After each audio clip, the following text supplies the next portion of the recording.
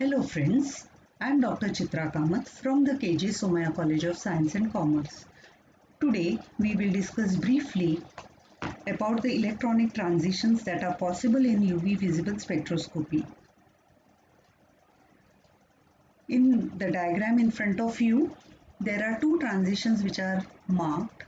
One is the n-pi star electronic transition and the second one is the pi-pi star electronic transition.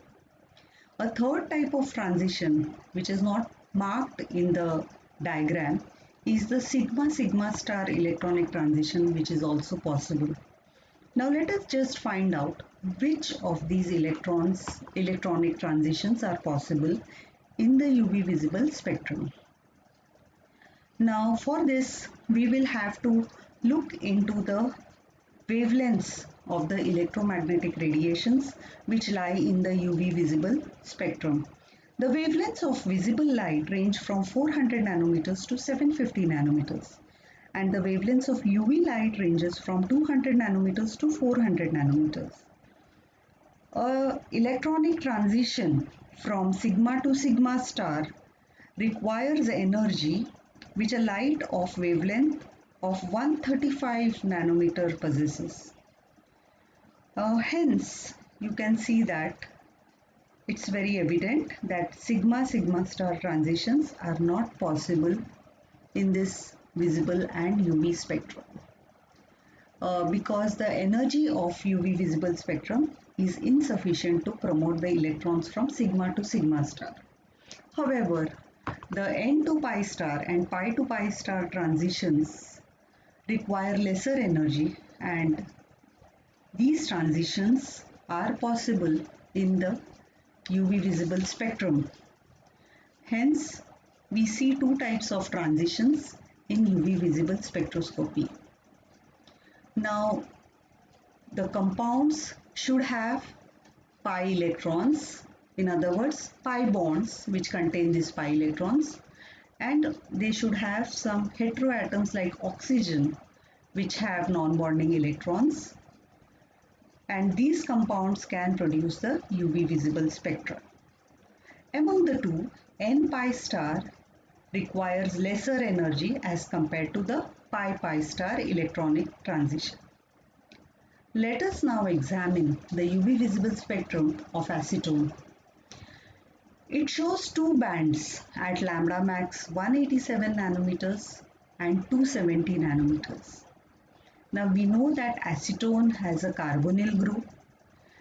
Thus it has a pi bond as well as oxygen atom with non-bonded electrons.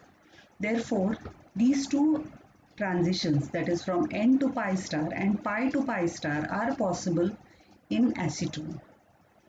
And the band 1 and band 2 are due to these two transitions.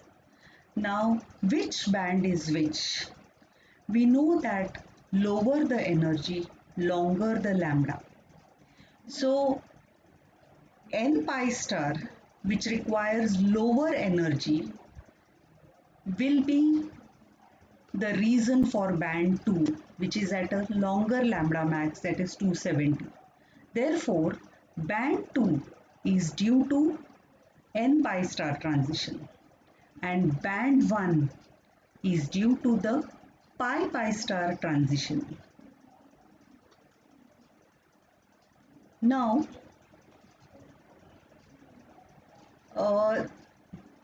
the two absorption peaks of pi to pi star and n to pi star have different heights. So we need to answer this question, that why do they differ in heights?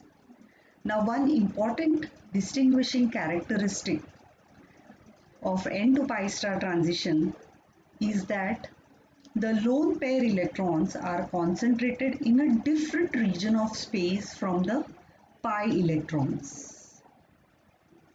This makes the n-pi star transition less probable than the pi-pi star transition. And n-pi star transition is said to be forbidden because of symmetry consideration.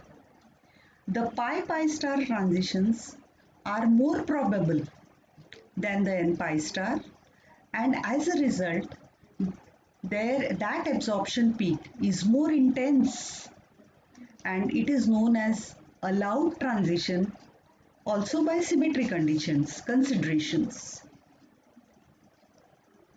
Now let us just see the effect of conjugation on wavelength. If we compare the acetone with methyl vinyl ketone, we find that the pi system of methyl vinyl ketone is more extended than that of acetone. Now, whenever there is an extension of pi system of the conjugated double bonds, what happens is the gap between the HOMO and the LUMO is deferred.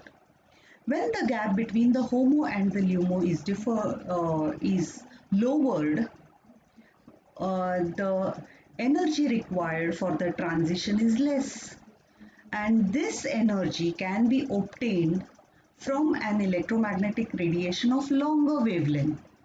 Hence, the n pi star transitions and pi star transitions of methyl vinyl ketone occur at a longer wavelength as compared to that of acetone. Now, I hope you have understood at least a part of the electronic transitions that are possible in UV visible spectroscopy. I have referred to these sources. Thank you very much.